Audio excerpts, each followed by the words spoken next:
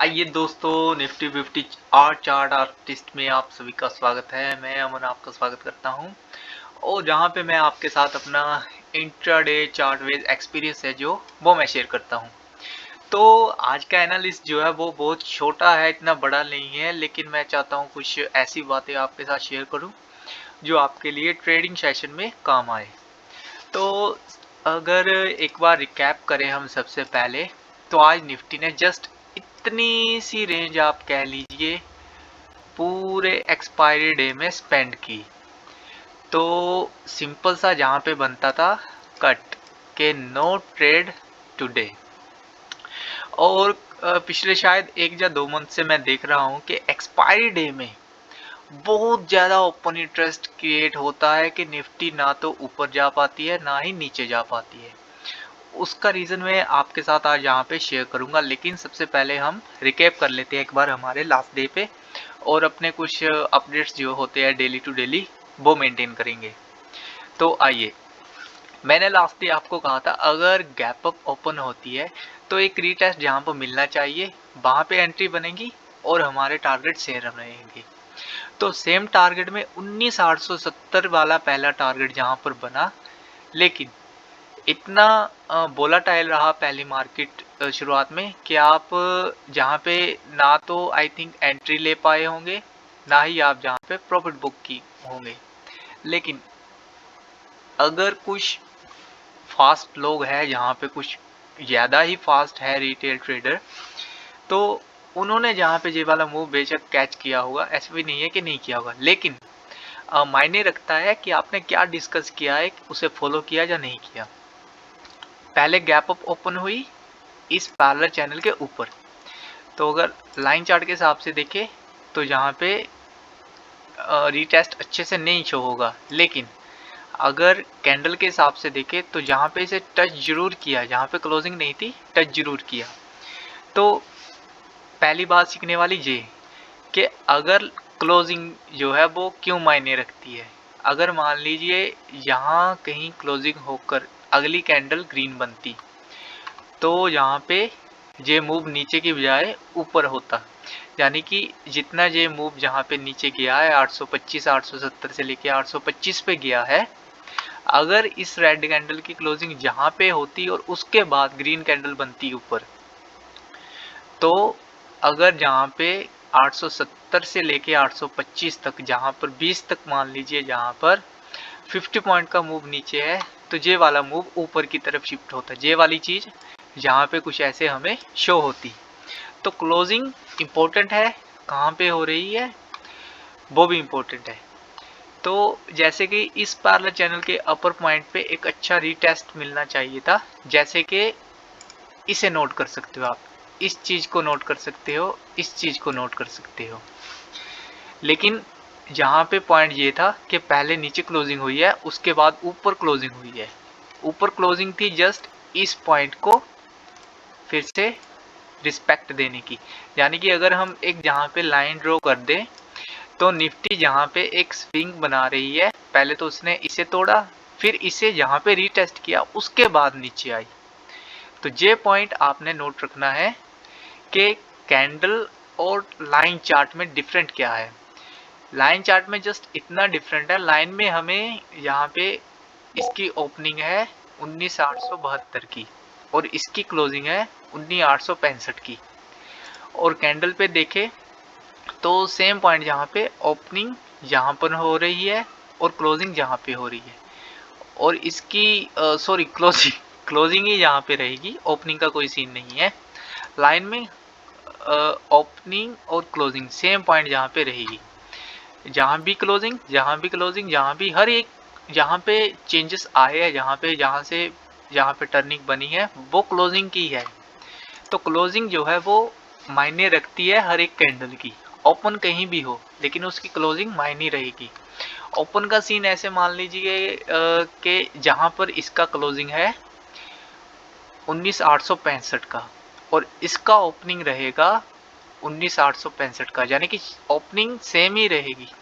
पिछली कैंडल की जो क्लोजिंग रहेगी वो अगली कैंडल की ओपनिंग रहेगी। और जहाँ पर देख लें इसका क्लोज रहा है 19,811 और इसका ओपन रहा है 19810.35।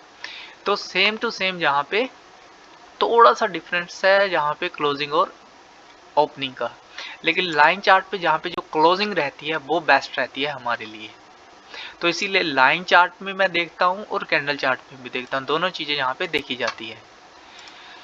तो इतना हुआ कि कॉल में तो हम नहीं बैठ पाए, ना ही हम पुट में बैठे, बिकॉज पुट की हमारी एंट्री थी 19,775 की। तो अगर आपने यहीं कहीं पुट के बारे में सोचा या फिर आपने आराम से बैठकर देखा कि भाई इस पैरेलल चैनल के अंदर आई है, या तो इसके ऊपर अच्छे से निकल जाए या फिर इसके नीचे अच्छे से निकल जाए, तभी ट्रेड में बैठूंगा, अदरवाइज आज के दिन अपना जो मनी है उसे वेस्ट नहीं करूंगा, तब तो आप बेटर रहते।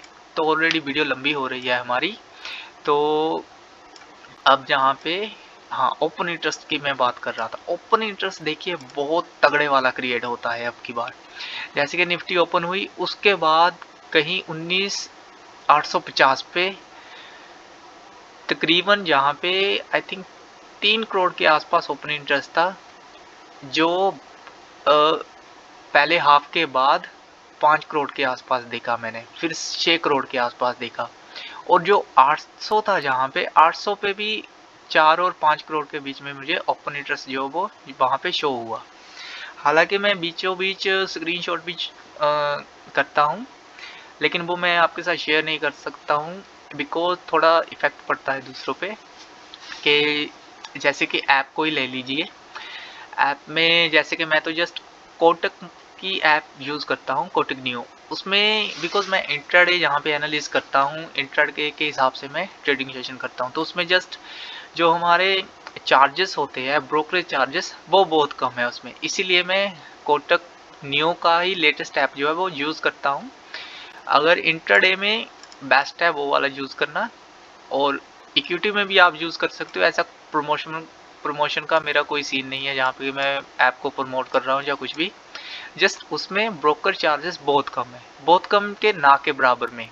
अगर इंट्राडे भी मैं वहाँ पे ट्रेड करता हूँ तो इंट्राडे में भी maximum to maximum 10 rupees with state और सेंट्रल गवर्नमेंट टैक्स जो होते हैं वो भी कटिंग करके अराउंड 10 रुपीज़ के आसपास वहाँ पे होते हैं। तो आप एक ट्रेड करें 2 ट्रेड करें कोई उसमें सीन नहीं है।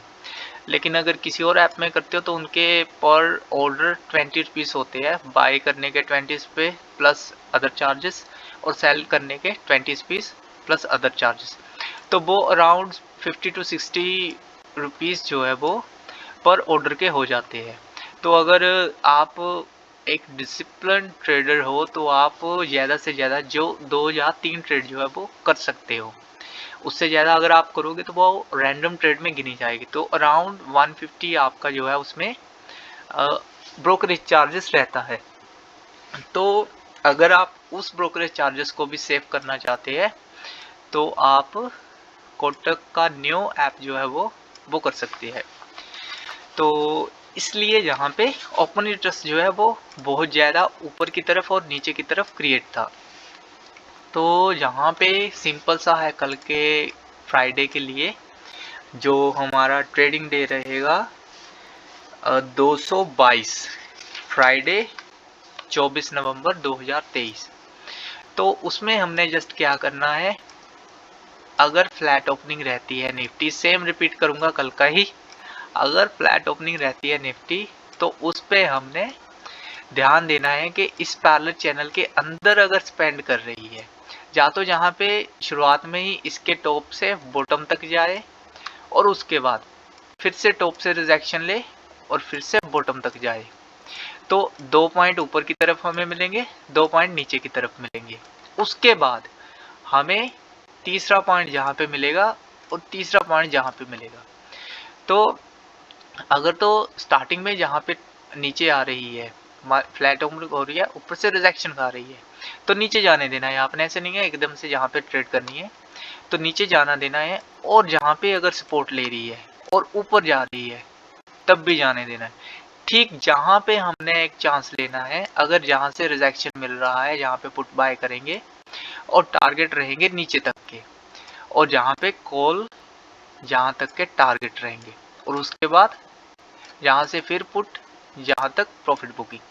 उसके बाद अगर ये ऊपर की तरफ जाता है तो यहाँ पे चांस रहेगा कि ऊपर जा सकता है, लेकिन अगर जहाँ से फिर से रिजेक्शन मिल गया तो यहाँ पे रुकने का टाइम नहीं रहेगा, ये फिर धड़ाम से नीचे ही रहेगा। और ये चीज़ जहाँ पे ही मेंशन रहेगी फ्राइडे को चार्ट पे, भले ही जहाँ पे ये ट्यूसडे पे जा रही है, लेकिन यहाँ पे जो मैंने ड्रॉ किया है पॉइंट, पहला पॉइंट, दूसरा पॉइंट और फिर तीसरा पॉइंट, 3 पॉइंट तक बेस्ट रहेगा, लेकिन चौथा पॉइंट जहाँ पे गड़बड़ हो सकता है। ठीक जैसे मैंने आपको बताया था अपने वीकली टाइम फ्रेम पे जो मैंने एनालिसिस की थी, उस पर मैंने आपको बताया था कि कैंडल पैटर्न है या फिर कोई भी जहाँ पे स्विंग है, कुछ भी है, वो मैक्सिमम टू मैक्सिमम 4 टाइम काम कर सकता है, उसके बाद वहाँ पे चेंजेस आना लाजिम है। तो फ्लैट ओपनिंग अगर होती है इसके बीच में तो ऐसे हमने करना है, और ये हमारे की पॉइंट्स है, इनके हिसाब से चलना है।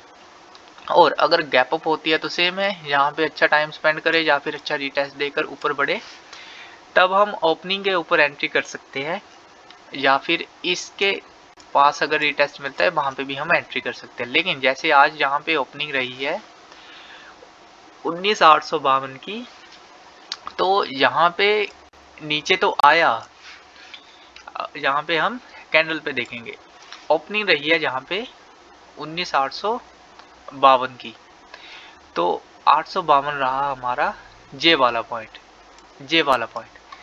इसके नीचे बेशक निफ्टी आई, लेकिन ओपनिंग को इसने फिर से ऊपर नहीं गई, हालांकि वहां उसके आसपास से रिजेक्शन मिली और नीचे गई, लेकिन नीचे भी इतना खास मूवमेंट नहीं रहा, बिकॉज जहाँ पे ये एक रेंज निफ्टी ने क्रिएट कर रखी है। अब जब भी ये रेंज टूटेगी तो अच्छा मूवमेंट भी दिखेगा, ऐसा नहीं है कि मूवमेंट नहीं मिलेगा, लेकिन वो मूवमेंट का हमें वेट करना है। तो ओके दोस्तों, आपके सामने की पॉइंट्स डन है, और दूसरा मैंने आपको यहाँ पे बता ही दिया है कि अगर फ्लैट अप ओपन होती है, गैप अप ओपन होती है, गैप डाउन ओपन होती है, तब भी आपके साथ डिस्कस कर ही रखा है कि 19,745 है, जहाँ पर भी ओपन हो सकती है इसके बीच में। तो इसके बीच में कहीं भी ओपन होती है तो जहाँ से सपोर्ट लेने के चांस रहते हैं, अगर जहाँ से सपोर्ट लेकर जहाँ से रिजेक्शन मिलता है तब भी वेट करना है, इसके नीचे ही हम पुट में बैठे, अदरवाइज नहीं। और अगर फ्लैट ओपनिंग होकर नीचे आती है तब 19,775 के नीचे पुट बनता है, और अगर गैप डाउन होती है तो यहाँ पर मूवमेंट रह सकता है निफ्टी का। तो इस चीज़ को आपने ध्यान में रखना है कल के लिए, और रेंज बाउंड मार्केट से बचना है जितना हो सके। जैसे हम हालांकि बहुत से लोग हैं अपने चीज़ों का नुकसान होने से बचाते हैं, तो उस हिसाब से आपने यहाँ पे अपने पैसे का जो है नुकसान होने से बचाना है। तो ओके दोस्तों, थैंक यू, आज के लिए इतना ही, हमारा एनालिसिस यहाँ पे कंप्लीट है।